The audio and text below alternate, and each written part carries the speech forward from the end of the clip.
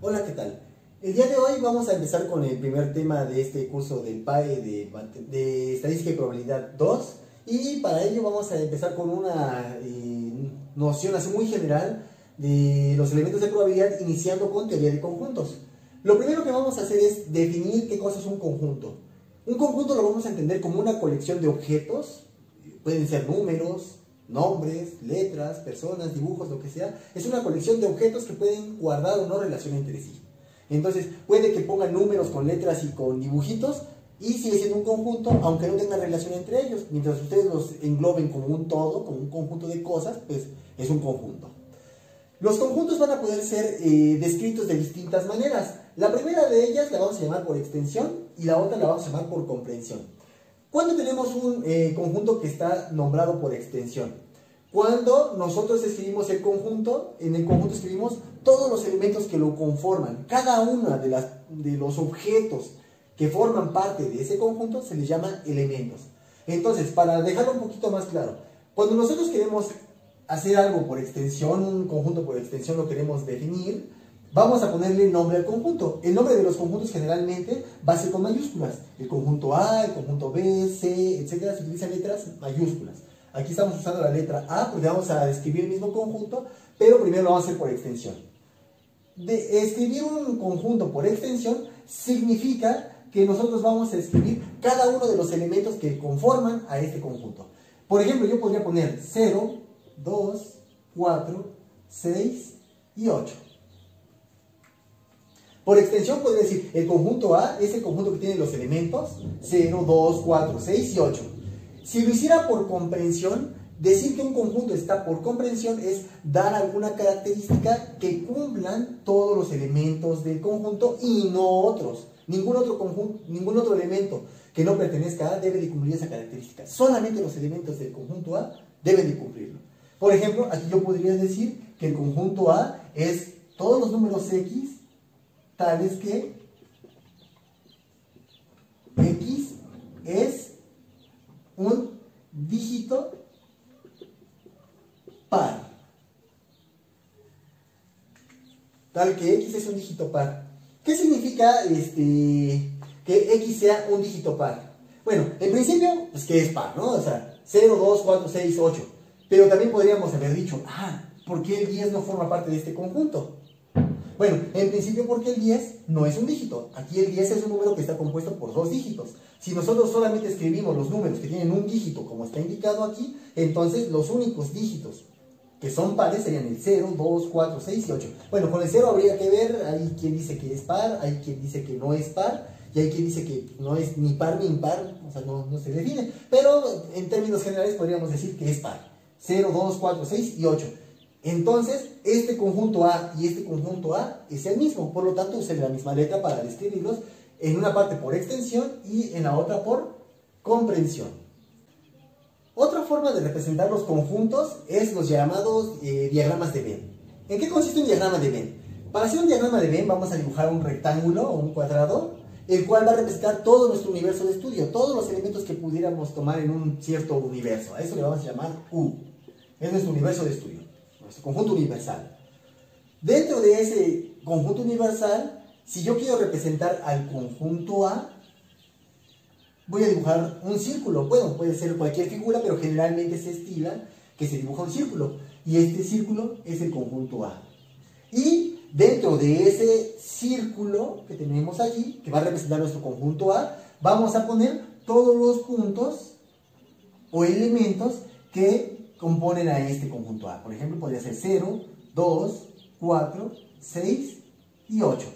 Si ustedes recuerdan hace un momento, les dije, el conjunto A tiene 0, 2, 4, 6 u 8, lo dije de manera extensa. También por comprensión dijimos, son los dígitos pares, esa era la forma por comprensión, y ahora estamos haciendo una representación como un diagrama de Venn, en donde ponemos nuestro diagrama universal. Aquí podría estar por fuera del conjunto A, por aquí puede estar el 1, el 3, el 5, también podría estar el menos 1, el menos 3, menos 5, menos 2, etcétera, ¿no? Y podrían haber más números, de tal manera que los otros elementos podrían pertenecer a nuestro conjunto universal, pero no pertenecen al conjunto A que nosotros estamos describiendo. Entonces, esta forma de representar los conjuntos también es muy importante y nos va a ser muy útil a la hora de representar algunas relaciones entre conjuntos que vamos a ver a continuación. Vamos a ver ahora algunas relaciones entre conjuntos. La primera de ellas va a ser la de contención. Vamos a decir que A está contenido en B. También podemos decir A es un subconjunto de B. Aquí lo vamos a escribir. A es subconjunto de B. O también podemos decir A está contenido en B. ¿Cuándo va a estar un conjunto contenido en el otro? ¿O va a ser subconjunto del otro? Cuando todos los elementos de este conjunto pertenezcan al otro conjunto. En este caso, yo tengo el conjunto A que es 0, 2, 4, 6 y 8. Y el conjunto B es 0, 1, 2, 3, 4, 5, 6, 7, 8, 9. Si yo los representara en un diagrama de Venn, por ejemplo, aquí está mi conjunto universal, por aquí podría representar el conjunto B, que serían los puntos, podría ponerle por aquí 0, 1, 2, 3, 4, 5, 6, 7, 8 y 9. Y si yo encierro estos de aquí, estos serían el conjunto A. El conjunto A está comprendido por los elementos 0, 2, 4, 6, 8. Son estos elementos que están aquí en A. Entonces, cuando nosotros decimos que el conjunto A es un subconjunto de B, significa que todos los elementos de A también pertenecen a B. Puede que B tenga otros elementos que no pertenezcan a A, eso no nos interesa. Lo que nos interesa es que el conjunto que está contenido en el otro tenga todos sus elementos pertenecientes al otro conjunto, al conjunto B en este caso. En este caso también el diagrama de Venn en general, bueno, yo lo puse ahí con los puntos, también se puede representar únicamente de esta manera. Aquí está el conjunto B y por aquí está, podemos poner que este sea el conjunto A. Entonces, este conjunto A está completamente dentro del conjunto B y entonces decimos que A es un subconjunto de B o que A está contenido en B. Esa sería su representación en diagrama de Venn. La siguiente relación que vamos a ver entre conjuntos es la de la unión. Se escribe una A, una especie como de U pero más chaparrita, y B.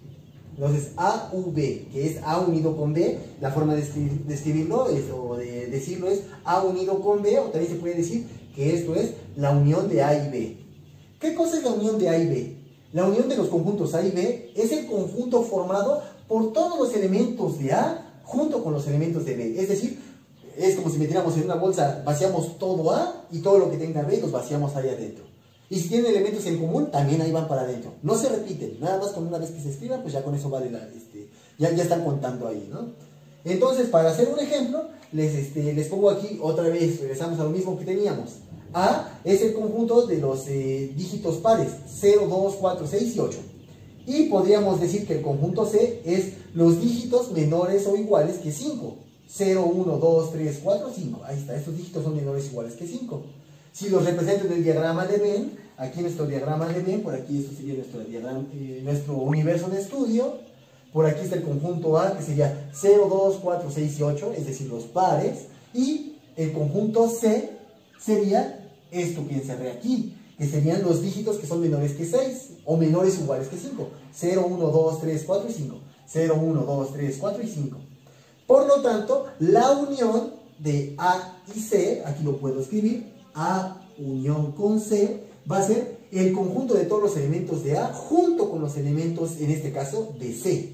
Entonces serían, el 0 ya está repetido, sería 0, 1, el 2 que está repetido, 3, el 4 que está repetido, 5, 6 y 8. La unión de A con C sería todos los elementos de A juntándole todos los elementos de C. Si alguno está repetido, con una vez que se escriba, con eso basta. Ahora, ¿cuál sería la representación así de manera muy general el diagrama de Venn? Si yo tengo por aquí mi universo de estudio, por aquí tengo A y por aquí tengo B. Esos son nuestros conjuntos. Bueno, la unión de estos dos conjuntos es, pues póngale todo lo que tiene A junto con todo lo que tiene B. Entonces, a B lo voy a poner aquí así. Entonces, la unión es todas las zonas que tengan ya sean las rayas azules o las rayas negras o el cruce de las dos rayas, es decir, todo. En este caso sería todo esto junto con todo esto, aunque esto se repita. La siguiente relación que vamos a ver es la intersección entre dos conjuntos. Se escribe A y un simbolito que parece una N, pero sin la rayita que tiene al principio, es nada más una curvita hacia abajo, B.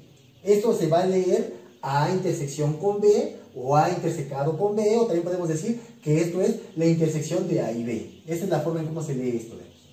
Y la intersección, aquí le dejé el símbolo anterior, la intersección de A y B, entonces, ¿qué va a ser? Va a ser el conjunto formado por todos los elementos que pertenecen al conjunto A y al conjunto B simultáneamente. Aquí le estoy poniendo con mayúsculas, así grandote para que se note. Aquí lo que tiene que ocurrir es que tiene que pertenecer tanto al conjunto A como al conjunto B, en este caso. Si aquí yo les pongo este conjunto A y este conjunto C con el ejemplo que teníamos anteriormente, ¿qué sería la intersección de A y C? La intersección de A con C, ¿qué cosa sería? Ah, bueno, serían todos los elementos que pertenecen tanto a A como a C, simultáneamente. Es decir, si solamente pertenece a A, no pertenece a la intersección. Si solamente pertenece a C, no pertenece a la intersección. Tiene que estar dentro de los dos conjuntos. Entonces, la intersección de A con C serían los que se repiten. El 0, el 2 y el 4. No habría más. Si lo vemos en el diagrama de Venn, la intersección sería el lugar en donde las dos bolitas, los dos círculos, se cruzan, en donde pertenecen a los dos circulitos al mismo tiempo. Dense cuenta que estos elementos de aquí pertenecen al conjunto A y también pertenecen al conjunto C. Pertenecen a ambos conjuntos simultáneamente. Ahora, ¿cómo se representaría esto de manera general en un diagrama de Venn? Si por aquí tengo el conjunto A y por aquí tengo el conjunto B, la intersección sería esta zona en donde los dos conjuntos están al mismo tiempo. Todos los elementos que estén aquí pertenecen a A, pero también pertenecen a B. De manera simultánea pertenecen a los dos conjuntos. Esa sería la intersección de dos conjuntos. Ahora voy a hablarles de un conjunto especial que se llama conjunto vacío. Un conjunto vacío es aquel que carece de elementos, es aquel que no tiene nada dentro. Es decir, pues, como lo dice su nombre, es un conjunto que está vacío, no tiene elementos. Nosotros vamos a representar el conjunto vacío con esta letra griega, o también lo podemos representar con una llave que abre y una llave que cierra, pero sin poner ningún elemento en medio entre estas llaves.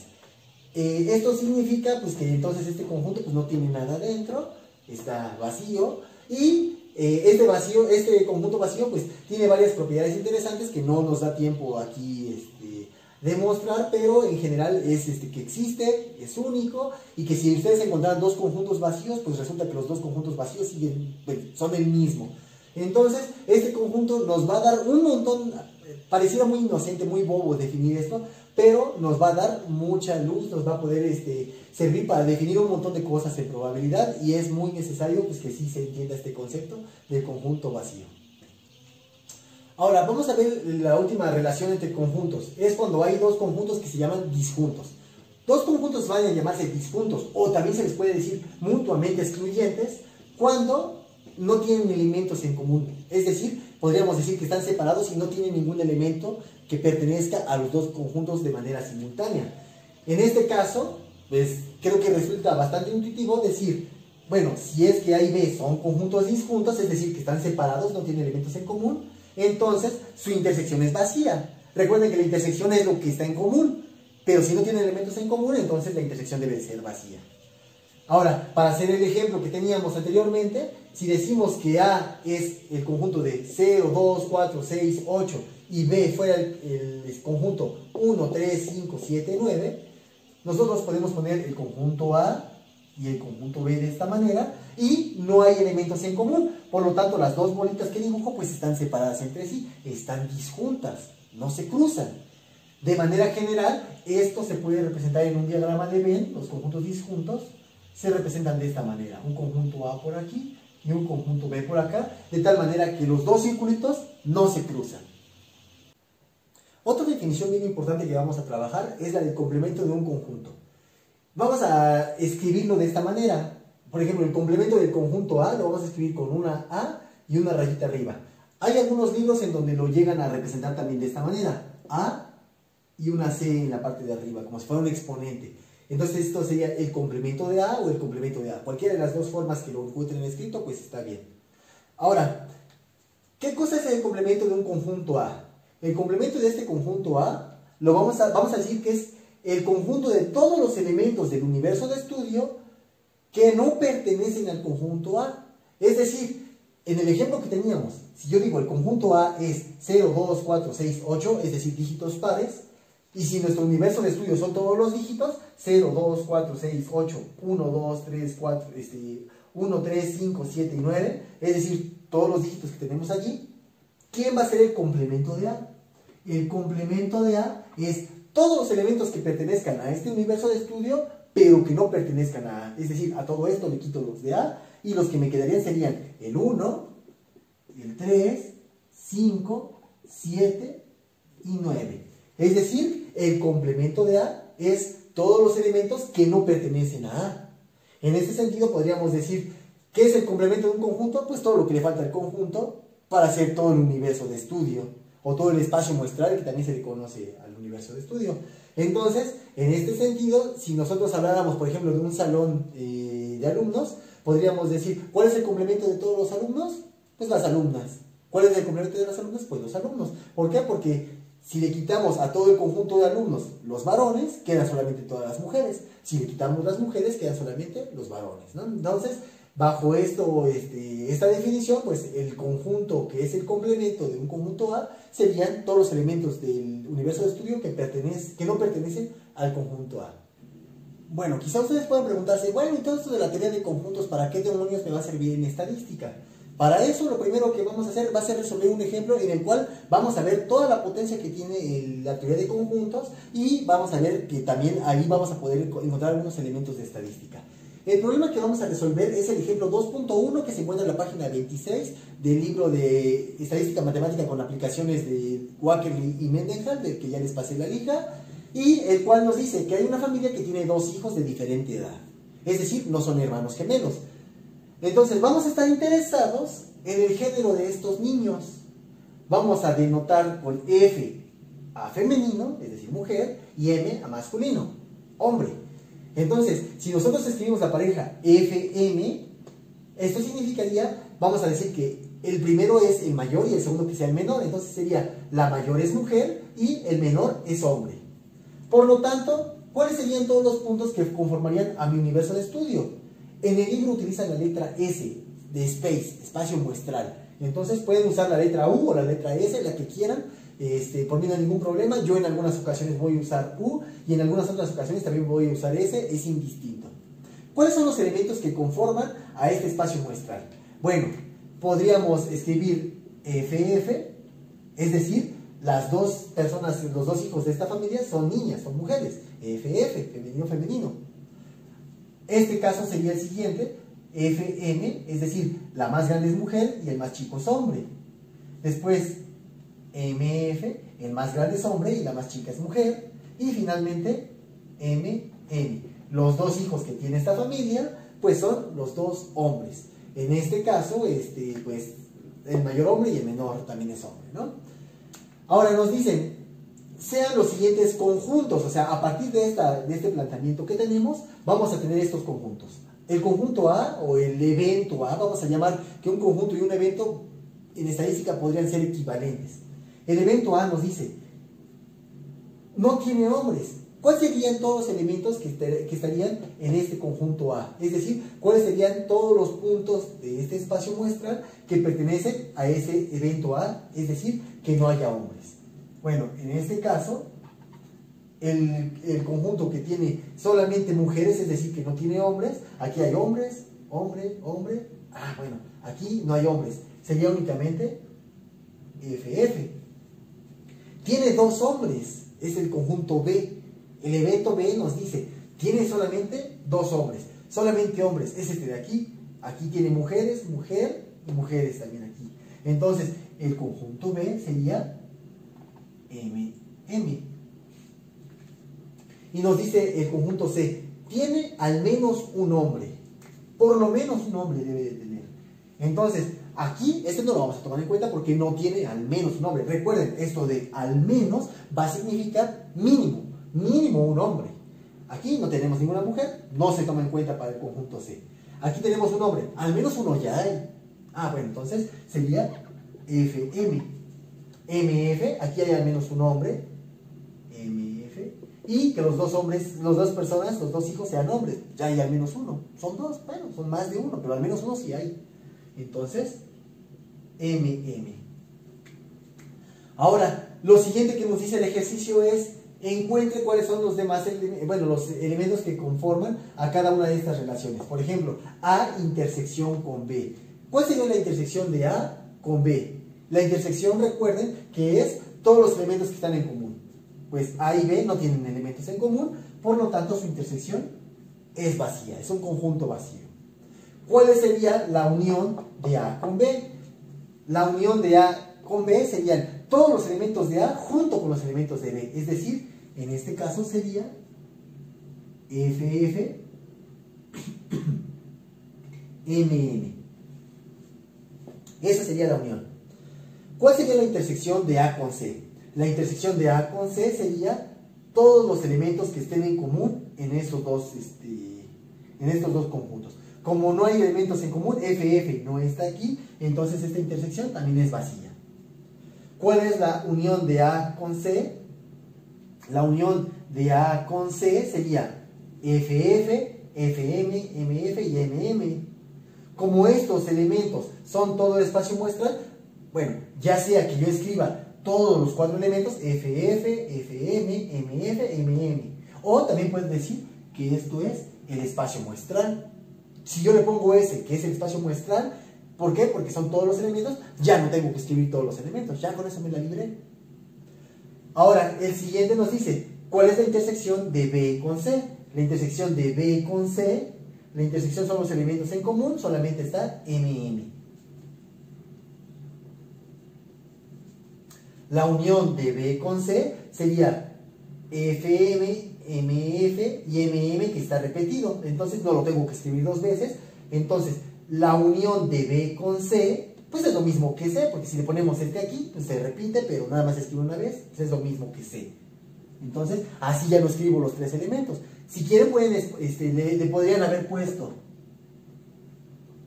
FM, MF y MM, y también es válido, también es correcto, pero pues están escribiendo mucho, ¿no? También se puede simplificar si solamente ponemos C. Y finalmente, ¿cuál es el conjunto o cuál es la intersección de C con el complemento de D? Bueno, para eso primero tendríamos que ver qué cosa es el complemento de B. El complemento de B serían todos los elementos del universo de estudio que no pertenecen a B.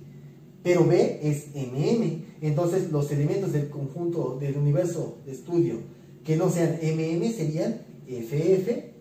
Entonces el complemento de B sería FF, FM y MF.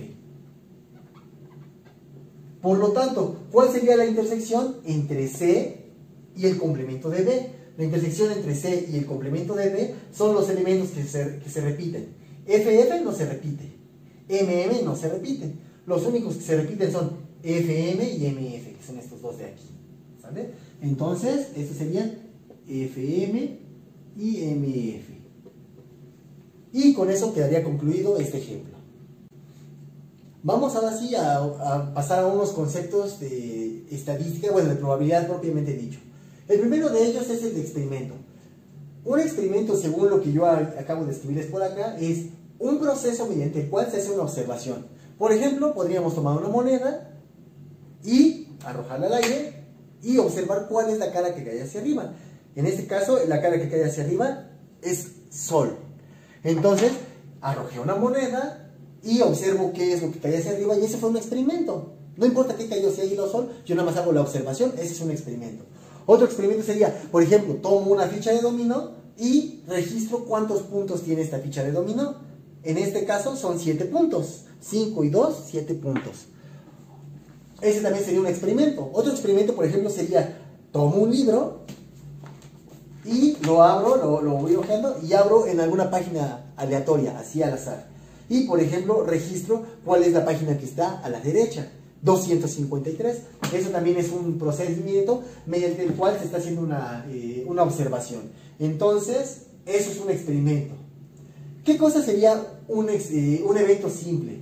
Bueno, un evento simple sería aquel que no se puede descomponer. Por ejemplo, si yo digo, quiero arrojar un par de dados y quiero que los dos dados caigan en 1 y 1. Ese sería un evento simple, porque para eso se requería que el primer dado caiga en 1 y el segundo dado caiga en 1. No hay alguna otra manera distinta a esta en la cual podría caer 1 y 1. Ese sería un evento simple. Mientras que un evento compuesto sería algún conjunto de eventos simples, es decir, un evento compuesto o evento a secas no necesariamente va a ser simple, puede que tenga varias posibilidades. Por ejemplo, si yo arrojo dados y digo, quiero que la suma de los dados sea 4, ¿cuáles son las posibilidades que me podrían dar 4 en la suma de los dados? 1 con 3, 2 con 2, 3 con 1. Si yo digo, arrojo un par de dados y quiero ver que mi evento sea la suma de las caras es 4, bueno, en este caso tenemos 3 posibilidades distintas para las cuales la suma de las caras es 4. Es decir, ese evento se puede descomponer en estos 3 eventos simples. Un evento simple sería el primer dado cae en 1 y otro en 3. 2 y 2. El primer dado cae en 3 y el segundo dado cae en 1. Esos serían eventos simples. Pero estos 3 eventos simples, si los conjuntamos y los hacemos juntos, entonces tendríamos un evento compuesto que sería la suma de las caras es 4. Ahora, ¿qué cosa sería un espacio muestral? Bueno, un espacio muestral es el conjunto de todos los puntos muestrales. A ver, vamos a ver a qué nos referimos con eso de los puntos muestrales. Por ejemplo, si yo arrojo un par de dados y digo, bueno, el primer dado cayó en 1 y el segundo dado cayó en 3, entonces este sería un punto muestral, sería la pareja 1,3. La primera cara cae en 1, la segunda cara cae en 3.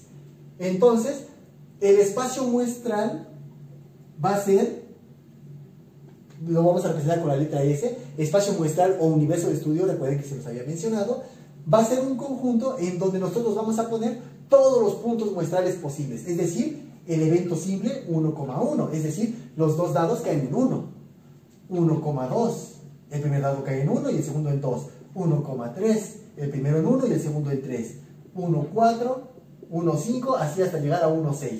Después, 2,1, 2,2, así hasta llegar hasta 2,6. Y así le podemos seguir hasta 6,1, 6,2, hasta llegar a 6,6. Entonces,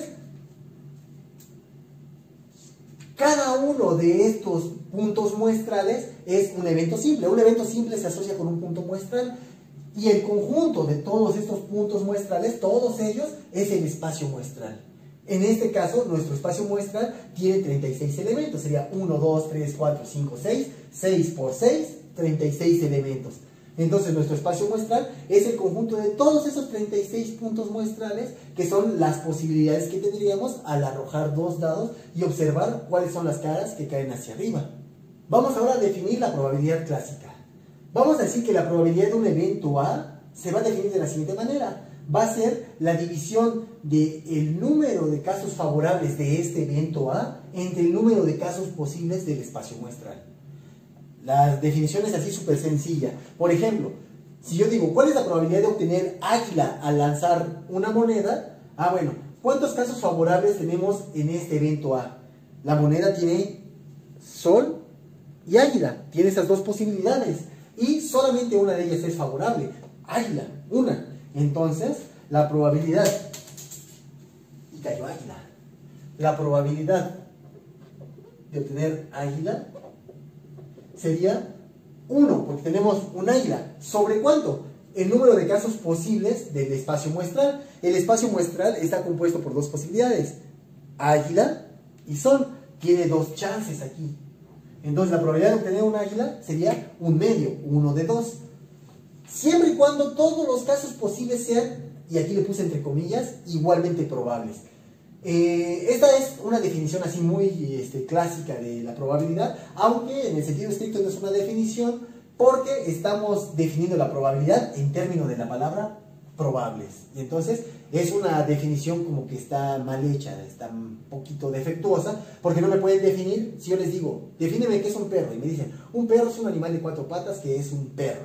Me están definiendo la palabra perro en términos de la palabra perro, y entonces no es una definición porque es recursiva.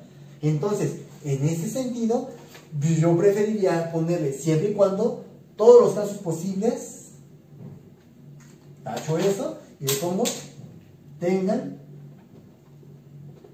la misma chance, tengan la misma posibilidad de ocurrir. Es decir, no hay uno que sea más posible que el otro. ¿De acuerdo? A continuación vamos a ver algunas propiedades de la probabilidad que siempre se van a cumplir y a partir de las cuales nosotros vamos a poder empezar ya a hacer cálculos de probabilidad para algunos ejercicios. Ahora vamos a ver algunas propiedades de la probabilidad. Yo lo prefiero manejar ahorita como propiedades y no como axiomas. Estrictamente hablando, pues son axiomas, pero habría que definir qué cosa es un axioma y todo este rollo. No creo que sea lo más conveniente, ahorita lo vamos a ver nada más como propiedades.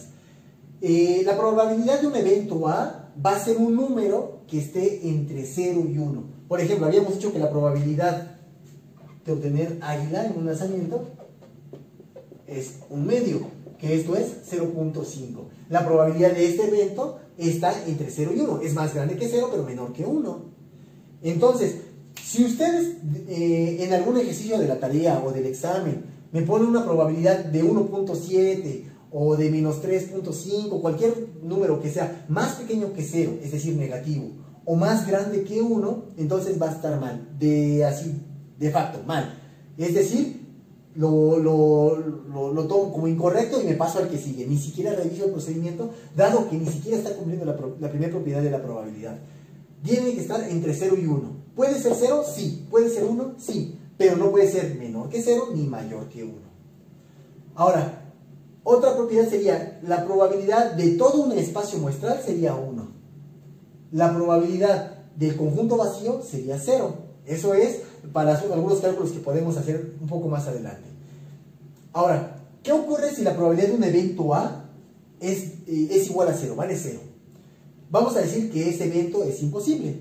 Por ejemplo, si yo dijera, ¿cuál es la probabilidad de que me case con Mila Jovovich? La probabilidad es 0. Es imposible, es algo que no va a ocurrir.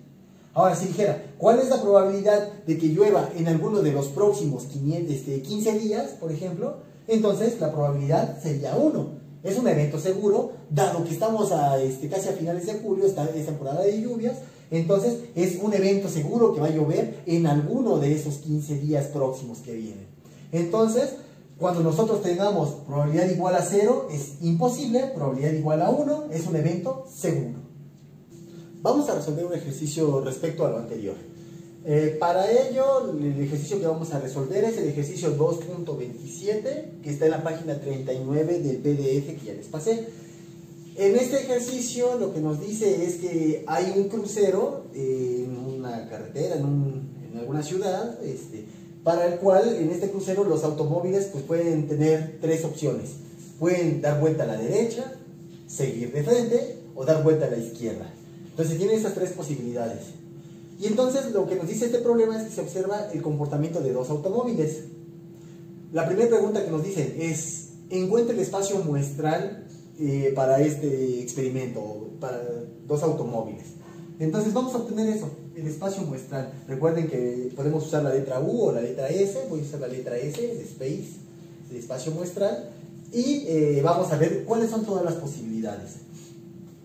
Bueno, podemos denotar que hacia la derecha usar la letra D, derecha. Si sigue de frente, usar la letra F, de frente. Y si da vuelta a la izquierda, usar la letra I, de izquierda. Ahora, ¿cuáles son todas las posibilidades? Vamos a ver. Podría darse el caso de que el primer auto dé vuelta a la derecha y el segundo auto también dé vuelta a la derecha. El primer auto podría dar la vuelta a la derecha y el segundo seguir de frente. El primer auto dar vuelta a la derecha y el segundo a la izquierda. Esas son todas las posibilidades que se pueden obtener con el primer auto dando vuelta a la derecha. Después puede ocurrir que el primer auto siga de frente y el segundo auto dé vuelta a la derecha. El primer auto se va de frente y el segundo de frente también. Y la tercera posibilidad es el primer auto de frente y el segundo de izquierda. Después, pues esas serían todas las posibilidades en las cuales el primer auto se va de frente. Si el primer auto da vuelta a la izquierda, entonces tendríamos izquierda y el segundo puede ir a la derecha, izquierda y el otro de frente. Y el otro es izquierda, izquierda. Entonces tiene 1, 2, 3, 4, 5, 6, 7, 8, 9. 9 posibilidades, ¿no? Aquí 9 posibilidades. Con esto pues ya tenemos el espacio muestral, tenemos todas las posibilidades y las tenemos ya contabilizadas. Ahora nos dicen, suponiendo que todos los puntos muestrales, recuerden que cada pareja es un punto muestral, cualquiera de ellas es un punto muestral. Si todas son igualmente probables, entonces, ¿cuál sería la probabilidad de que al menos uno de estos autos dé vuelta a la izquierda? Entonces, la probabilidad de que al menos uno dé vuelta a la izquierda. Pues esta probabilidad va a ser igual a ¿cuánto? Bueno, que al menos uno dé la vuelta a la izquierda es todos aquellos casos en donde tenga una I. Aquí, por ejemplo, el segundo auto está dando vuelta a la izquierda. Aquí esa se debe contabilizar, va una. Aquí también el segundo auto da vuelta a la izquierda, van dos. Y aquí en estos tres casos, el primer auto da la vuelta a la izquierda. Este de aquí, pues los dos autos se van a la izquierda, también debe ser contabilizada. Entonces, todos aquellos casos en donde haya por lo menos un auto, aquí dice al menos, ¿no? Al menos un auto que dé vuelta a la izquierda, al menos una I, entonces deben ser contabilizados. 1, 2, 3, 4, 5. Entonces esto va a ser 5 casos favorables de 9 casos posibles. Entonces la probabilidad para este primer inciso es de 5/9. Ahora, ¿cuál sería la probabilidad de que a lo sumo un vehículo dé vuelta? Bueno, eso lo vamos a poner como la probabilidad de B. Le podría poner todo el enunciado como aquí, pero como se podrán dar cuenta, ya no hay mucho espacio para trabajar, entonces nada más lo voy a dejar así. Voy a resumir con B este evento. La probabilidad de que cuando dice a lo sumo, es decir, cuando mucho, máximo un auto debe de dar vuelta. Es decir, o 0 autos dan vuelta, o un auto da vuelta. Pero 2 o más autos ya no pueden dar vuelta. No importa hacia dónde, nada más dice dar vuelta. Entonces, aquí es, si tiene 2 autos que están dando vuelta, esos casos se deben de descartar. Si tiene un auto dando vuelta y el otro no, ese se contempla. Y si ninguno de los dos da vuelta, entonces ese caso también se debe de contemplar. Entonces, siempre y cuando los dos den vuelta, se descarta. Este quedaría descartado porque los dos dan vuelta a la derecha. El caso izquierda-izquierda también quedaría descartado, puesto que los dos están dando vuelta. Ahora, aquí uno va de frente, uno va a la derecha y el otro de frente. Solo uno dio vuelta, se contempla. Derecha, izquierda. En este caso, uno da vuelta a la derecha y el otro da vuelta a la izquierda. Es decir, los dos autos están dando vuelta. Este se debe de descartar, ¿no? El siguiente es el primero de frente y el segundo a la derecha. Este se toma en cuenta porque nada más es uno que está dando vuelta. Si los dos se van de frente, ninguno da vuelta, entonces este se toma en cuenta. Si el primero de frente y el segundo de izquierda, solamente uno está dando vuelta, se debe de tomar en cuenta. Si el primero va a la izquierda y el segundo a la derecha, hay 2 autos que están dando vuelta, entonces este no lo tomo en cuenta. Si el primero se va a la izquierda y el primero se va de frente, el segundo se va de frente, entonces solamente uno está dando vuelta y entonces este sí lo considero. Entonces ya con eso podemos saber cuál es la probabilidad. Aquí la probabilidad es los casos favorables, que serían 1, 2, 3, 4, 5, de 9 casos posibles, porque en total son 9 que ya habíamos contabilizado. Entonces la probabilidad de este evento B es 5/9. En este caso, pues los dos incisos, el B y el C, tienen la misma probabilidad, pero no necesariamente en todos los casos sale esto. Otro enfoque que se le da a la probabilidad es el de la probabilidad frecuencial. Si recuerdan, el primer enfoque que vimos fue la probabilidad clásica, en donde la probabilidad de un evento era número de casos favorables entre número de casos posibles. Ahora, la probabilidad frecuencial generalmente la vamos a poder asociar con porcentajes o con proporciones. Por ejemplo, podríamos trabajar o empezar a pensar en el ejemplo de las elecciones del 2018, las elecciones presidenciales, en las cuales, por ejemplo, Andrés Manuel López Obrador obtuvo el 53% de los votos, Ricardo Anaya 22%, José Antonio Meade 16%, el Bronco, que no me acuerdo cómo se llama este sujeto, 5%, y votos nulos alrededor del 4%. La pregunta que se hace es, ¿cuál es la probabilidad de que una persona que votó en 2018 no haya votado por AMLO?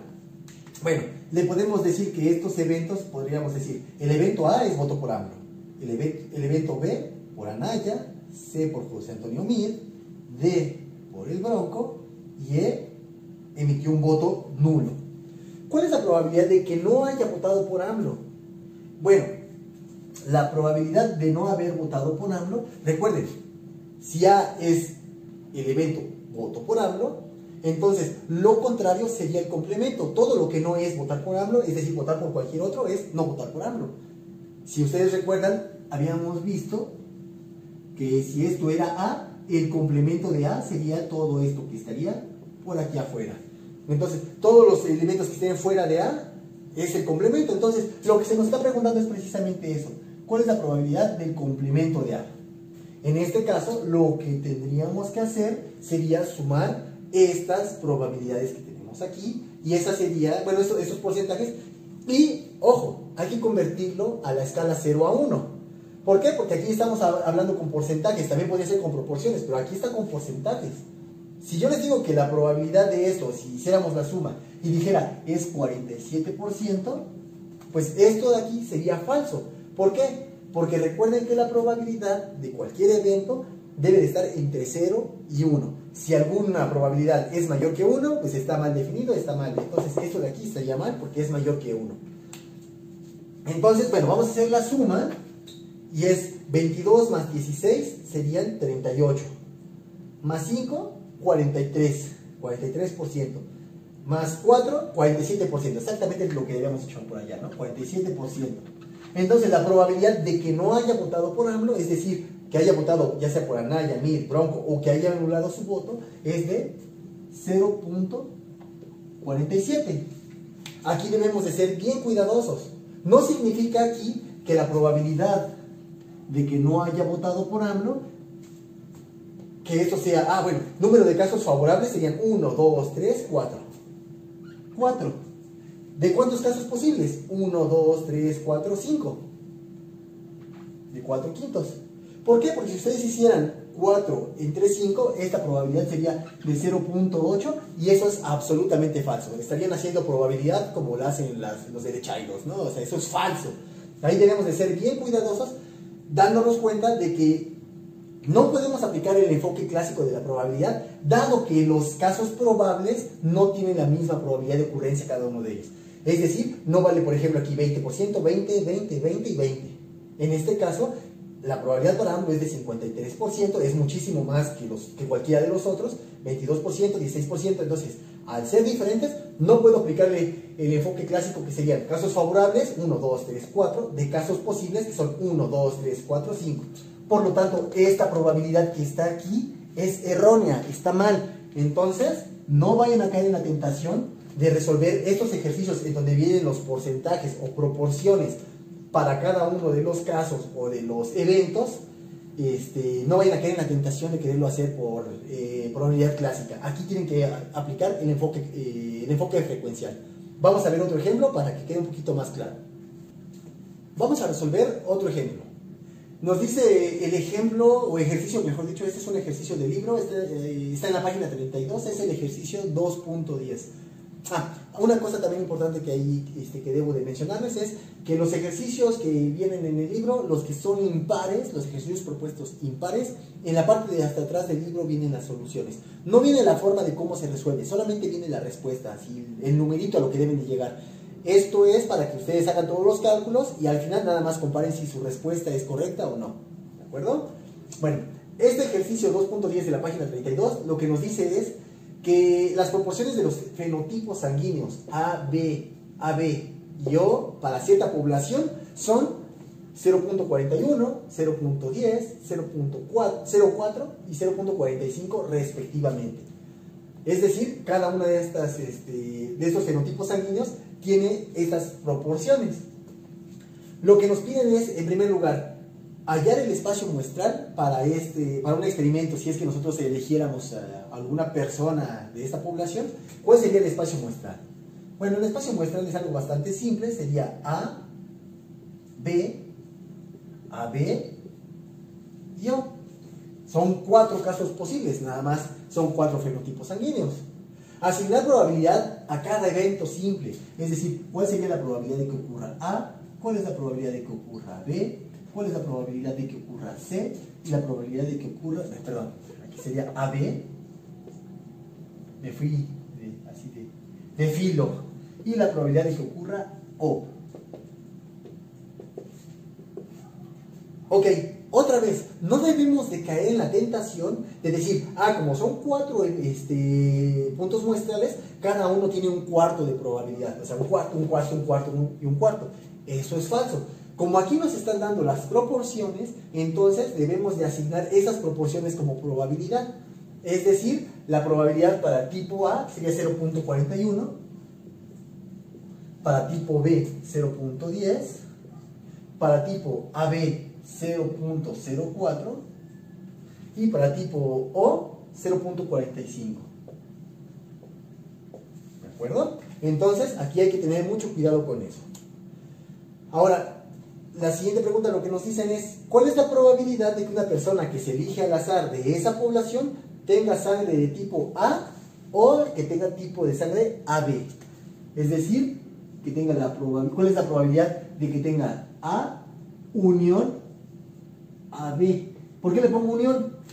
Recuerden que la unión es ya sea el tipo A o si no el tipo B o los dos. Obvio, en este caso todos los conjuntos son conjuntos disjuntos, no hay intersección entre ellos, entonces no habría nada, no hay una persona que tenga tipo de sangre A y tipo de sangre AB al mismo tiempo, pero se representa de la misma manera, con una unión, porque es ya sea tipo de sangre A o tipo de sangre AB. Entonces, ¿cuál sería la probabilidad? Bueno, el tipo de sangre A y el tipo de sangre AB, vamos a ver la probabilidad. Para el tipo de sangre A es 0.41 y para el tipo de sangre AB 0.04. Si sumamos estas dos cantidades sería 0.45. Entonces, la probabilidad de que tenga tipo de sangre A o tipo de sangre AB sería 0.45. Es decir, sumar las probabilidades de estos dos eventos.